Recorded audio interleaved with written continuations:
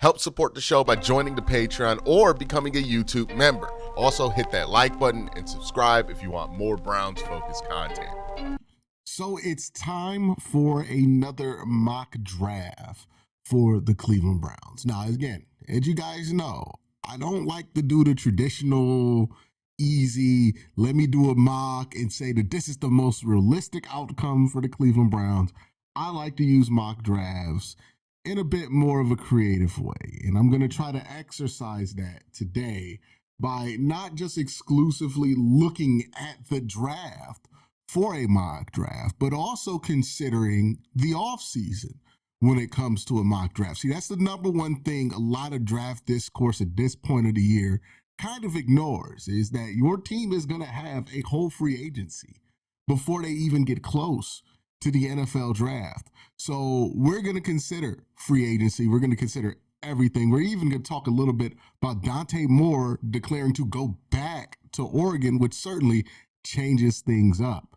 But first, let me thank my sponsor, Sleeper. Real quick, just want to let you guys know Sleeper has a new offer here. They're offering a free $20 entry, no deposit required. And also, if you're a first-time user, you also will receive a 100% match on up to $100 when you use the promo code WORSTTAKE. Again, $20 free, no deposit required. Plus, first-time users also receive 100% deposit match up to $100. Join Sleeper.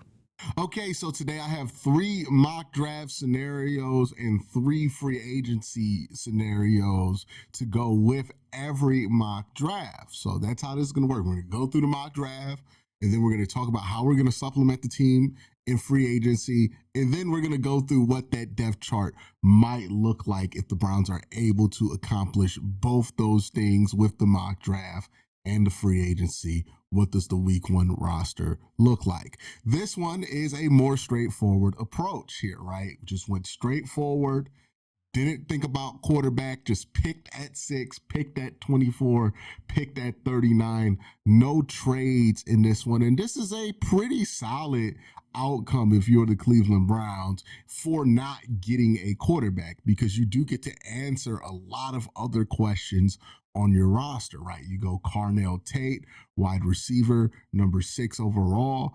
Does his body of work at Ohio State justify him going that highly? No.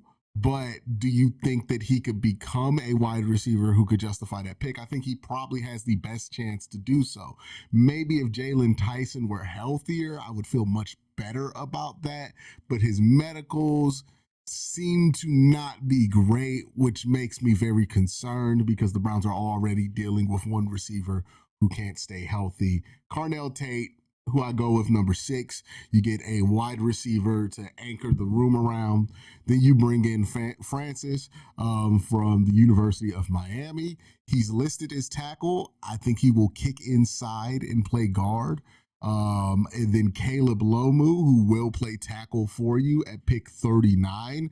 Not really projected to sit here and be there at pick 39, but guys are available that you don't expect all the time later in the draft.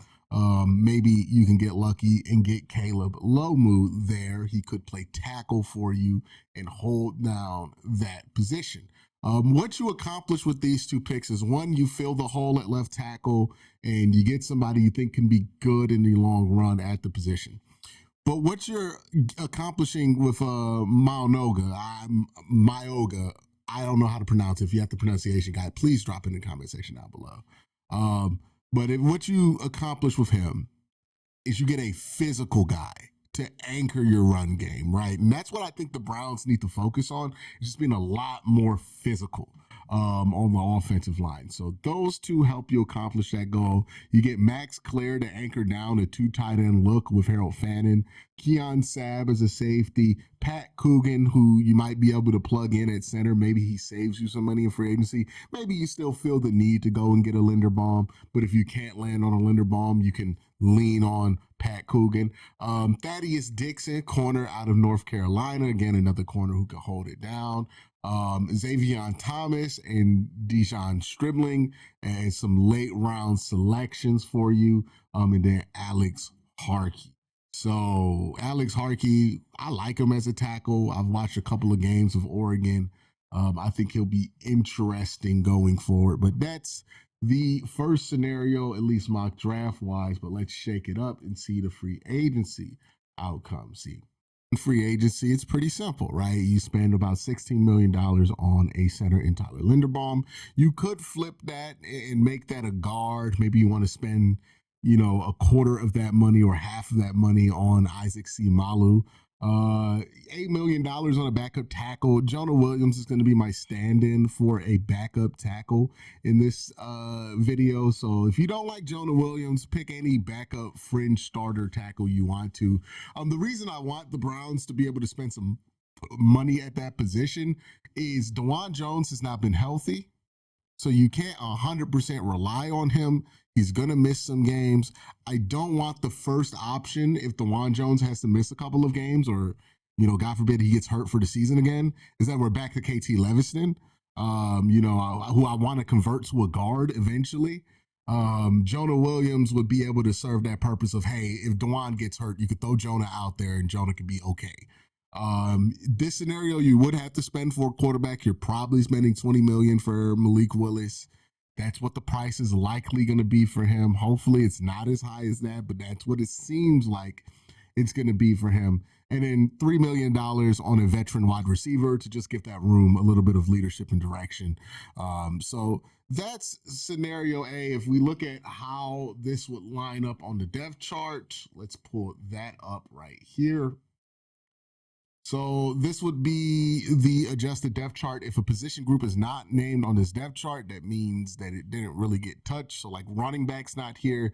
That's because the running back room is going to be pretty similar. So if we're looking at it here, Malik Willis would be your starting quarterback. You would have an offensive line of Caleb Lomu, Francis Mauga, Linderbaum, Zach Zinter, or Tevin Jenkins. The slash there is because Tevin Jenkins would start, but Zach Zinter would have to play because Jenkins would likely get injured. He has a high history of being injured. Then you have DeJuan Jones, who would start at right tackle, and then you have Jonah Williams there because you would plan for Jonah Williams to potentially be injured with some pretty solid depth underneath them with Pat Coogan at center. You have one of those injured centers coming back possibly at some point during the season as well. So you have solid center depth. That's what the new revamped offensive line would be, which would be pretty good, right? DeJuan Jones, your only returning starter. Maybe you can count Tevin Jenkins as a returning starter, but a completely refreshed left side of the line with some good draft picks and some good money put into it. Then we go to tight end. We got Harold Fannin and Max Clare. That would be pretty cool, right? It's a pretty cool tight end room. Or two tight end look. And if we go to wide receiver, Carnell Tate, Jerry Jeudy, Cedric Tillman, Malachi Corley, Isaiah Bond, and insert Tyler Lockett to the bottom of this, and that's the room. It would be a room that you could hope, or at least a roster that you would hope could, maybe win 9 to 10 games, make the playoffs. The big question with this and a lot of the Browns draft scenarios going forward now that there seems to be a one quarterback class in the first round, maybe Ty Simpson, right? How much is quarterback going to limit you? I think quarterback has a chance to be fairly limiting this season, if I'm being honest. Malik Willis, he's a good prospect, but 3 games are what we're really basing his improvement off of. I'm not super confident in that. And it's a lot of money. Like it's not anything that, look, there's no quarterback situation that you have going forward that a lot of people are going to feel great about. Every situation going forward is going to have significant downsides. Malik Willis is expensive. Trading for Anthony Richardson might be cheap, but this is a guy who really hasn't shown much promise over his first 3 years in the NFL, and good coaches have decided to move off of him. Talented guy, but not a lot of hope that he's going to be able to figure it out. Where with Malik Willis, he's a talented guy. A little hope that you can figure it out, but that hope is based off of a comically small sample of games. Any other choice?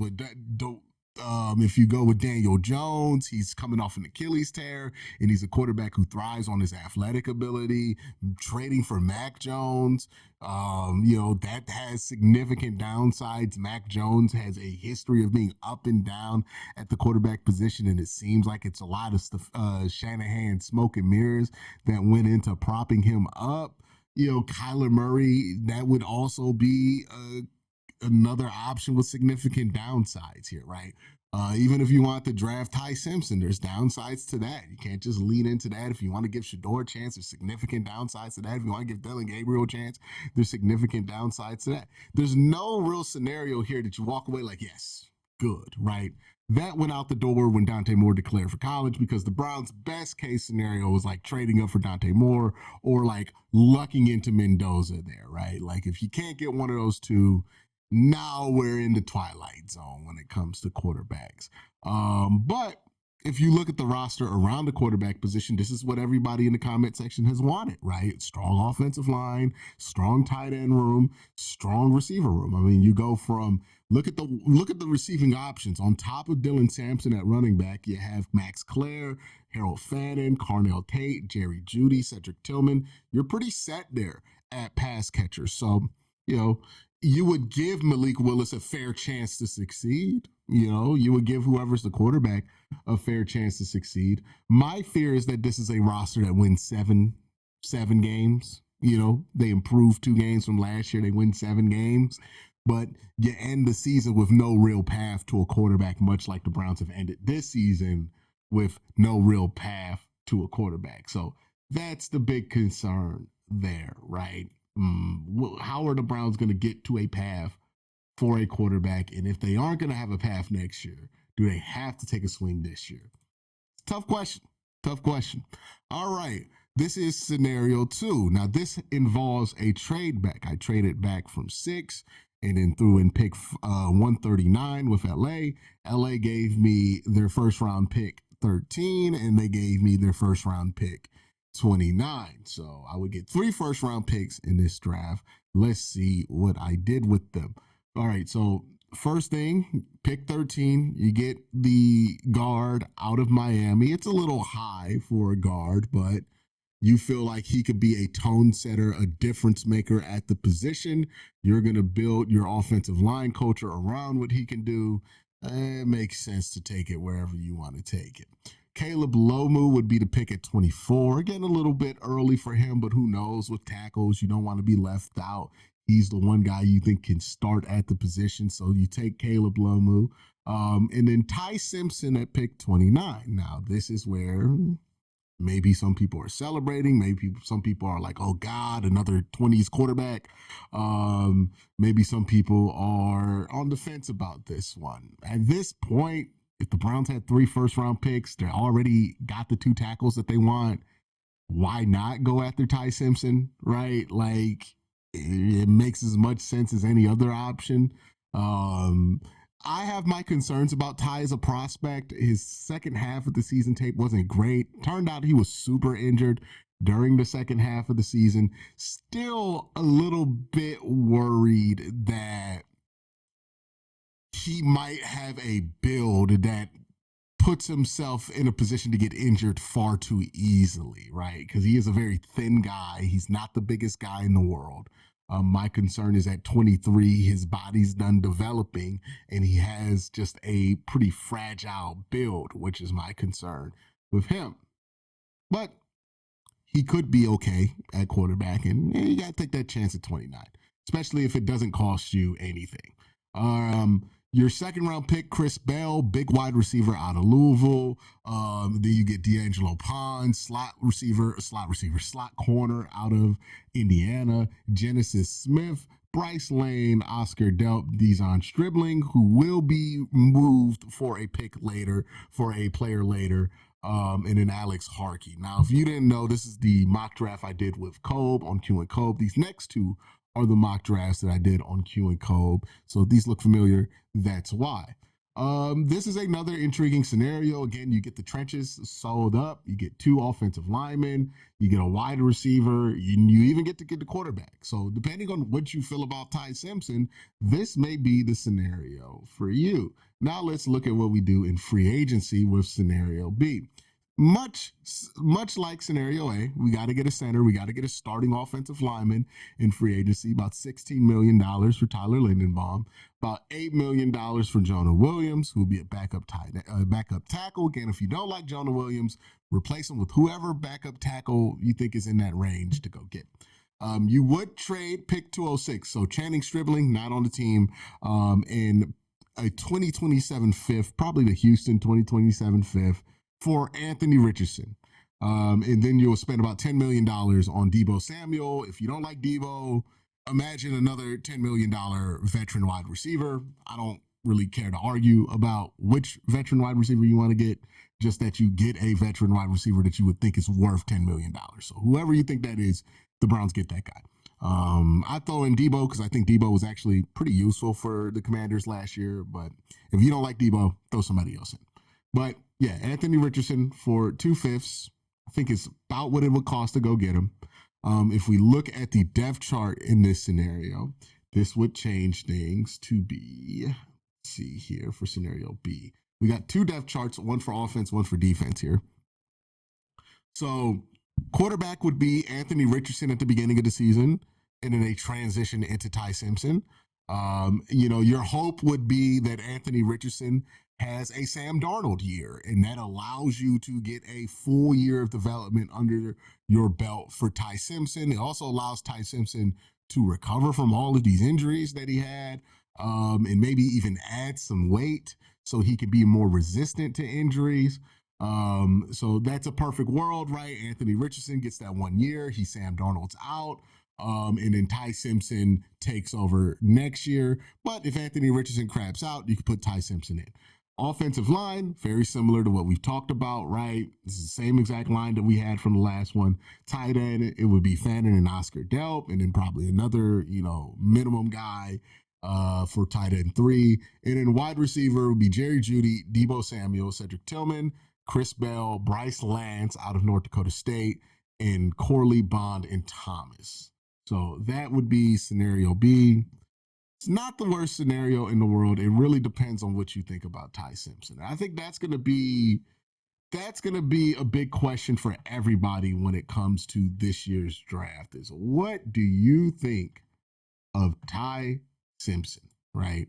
Because that is a huge factor in here. If you like this draft, you get 2 big wide receivers in Bryce Lance and Chris Bell. You get a safety, D'Angelo Ponds. Like you get some good players here in this selection, in this draft pool. It's just, hey, do you think Ty Simpson is going to be worth investing in as a quarterback prospect? I have my concerns. I got to watch more Ty before I have my official opinion about Ty, but I do have my concerns there. Scenario B does give you the best chance at building the best roster, right? Because if we look at the secondary here, I mean, this is going to be really good, right? You get a DB room of Ward, Tyson, Emerson, Ross, and Webb.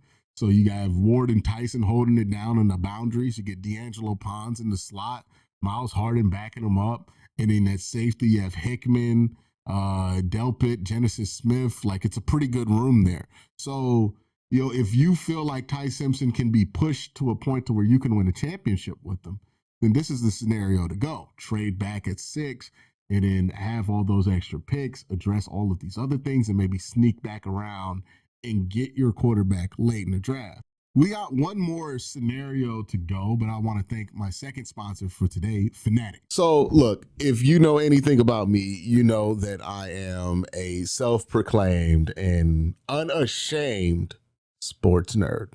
And that means a lot of things. That means I love the data around sports. I love watching sports. I love breaking down sports. I love learning more about sports. Fun fact, I got gifted a sports almanac when I was a kid for Christmas, and I used to read that sports almanac for fun. Now, to be fair to me, this is before everybody had like high-speed internet at their house and had better things to do, but I did used to read that. I would love sports cards, baseball cards, basketball cards, football cards. I would love to get them and just find out obscure information about obscure players, or even just fun information about big time players that you might have not known if you didn't look hard enough at the data. And that's why I want to talk about my sponsor for today's video, Fanatics Live. Fanatics Live is the most fun way to start collecting sports cards. It's a 24-hour live streaming app where fans buy and rip packs together with on-screen hosts guiding the action. There are two main ways to play: instant rips, where you buy a digital pack on screen. The host rips it live, revealing a physical graded card. You can instantly sell it back to the app for credit, about 90% of market value, or ship it to your house. There's also breaks. Instead of buying a whole box, you could buy a spot, usually assigned to a specific team. And when the host opens the box, you win every card pulled for your team. Here's me opening up my first pack on Fanatics. Okay. Host's about to open up my pack. Let's see what I got here. All right. Let's see what I'm getting. Oh, Steph Curry. All right. That's cool.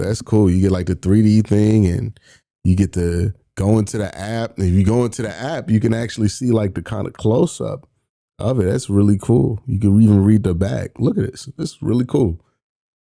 Steph Curry. All right. The best place to start is Fanatics Live. It's the easiest way to start collecting, even if you are a beginner. With instant grips, every pack has a professionally graded card inside. You see the floor and the ceiling value of the pack before you buy.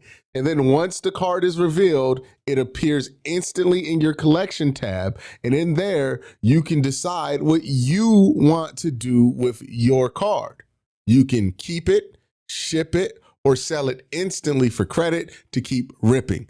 There's a variety of cards you could pull on this app. You could do NFL, NBA, MLB, and even Pokemon for you freaks out there. New users get a free instant rip pack with a graded card inside to try out. Click the link in the description to download the app and join your first stream to get yours.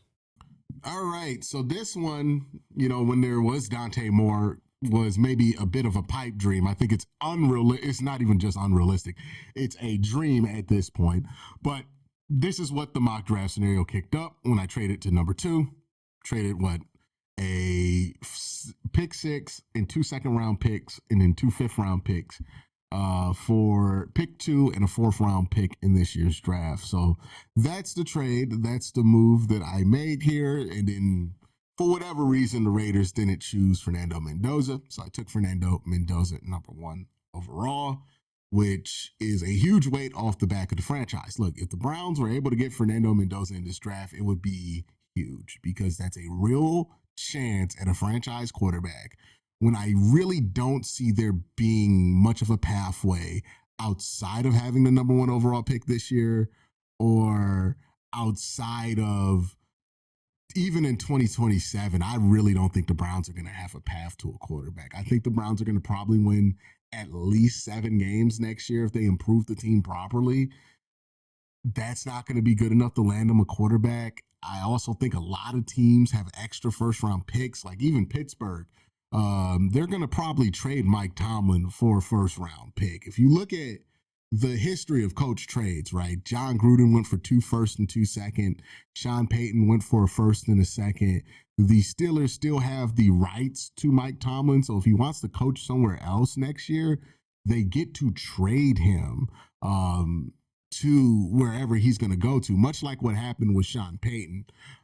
So I expect that to happen next year. I think the Jets or the Commanders are probably going to want to hire Mike Tomlin. If they want to do so, they got to deal with Pittsburgh, and they're probably going to have to give up a first and maybe a 2nd or 3rd round pick, but they're definitely going to be able to get the extra first for Mike. So, Pittsburgh's probably going to have 2 first-round picks next year. Like, a lot of teams are going to have much more ammunition, much better ammunition than the Browns would have in a trade-up scenario, unless the Browns do something crazy, like the Jets did in the middle of the season. I just don't know if there's really a pathway for the Browns to get a quarterback in 2027. As much as people are like, "Oh, kick the can down the road. Let's punt this to 2027."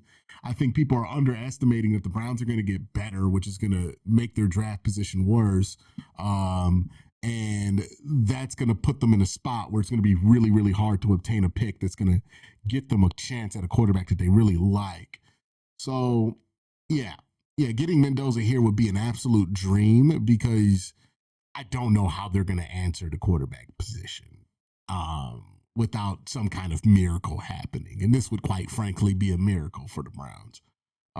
Caleb Lomu would be who you go with in the second round. Chase Basantis would be the guard you go with out of Texas A&M. Jacob Rodriguez, Genesis Smith, Takario Davis, corner out of Washington. Oscar Delp, Dazon Stribling, and Noah Whittington. But I think Dazon gets traded here, so don't get too attached to him. This is scenario C. This is the depth chart for scenario C. You would have Fernando Mendoza here, Caleb Lomu, Isaac Siamalu, who you would sign in free agency, Connor McGovern, Chase Basantes, and then Jones and Williams would probably have, Williams probably have 4 games at tackles. Jones would have 12 if you're lucky. Harold Fannin, Oscar Delp, your wide receivers, you would spend heavily in free agency, and we'll get to that part in just a second. Jerry Jeudy, Alex Pierce, Mike Evans, Cedric Tillman, Malachi Corley, Isaiah Bond, and Dazon Stribling here. So you would have a pretty decent wide receiver room to put around Mendoza. Again, this would be the scenario that would give Cleveland the best chance to build a championship team, in my opinion, because the Browns' biggest hurdle right now into doing that is the quarterback that can maintain that floor for them offensively. And I think Mendoza has a chance to be that. I think it's going to be very hard to find a quarterback that gives you that kind of a floor going forward for the Cleveland Browns, because I don't think they're going to have the opportunity. If we look at the free agency, again, $8 million for every backup tackle you want. I'm going with Jonah Williams. Isaac Siamalu, who's an older guard, but you could plug and play him and fill the position for a year while you look for another replacement long-term in next year's draft. Connor McGovern, center out of Buffalo, so he would just hold down the center position. You would spend a little bit less here, but still get a starting center. Mike Evans for $6 million. He's pretty much at the twilight of his career, but he's still a big body who can help you in 50-50 ball situations, and he's somebody who can add a veteran presence to the room. And then Alec Pierce would be another wide receiving threat that you can add in there, so you're less reliant on Cedric Tillman being able to run some of those vertical routes. And him staying healthy. So that would be the scenario there. But that's my mock draft 2.0. That's my spin on it this week. Let's see what I do next week. If you have suggestions for the spin for next week, let me know in the comment section down below. But have a great day. Have an even better night. Peace.